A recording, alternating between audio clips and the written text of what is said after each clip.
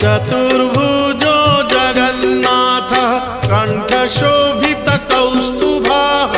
पद्मनाभो देवगर्भश्चन्द्रसूर्यविलोकनः जगन्नाथो लोकनाथो नीलाद्रीशः परो हरि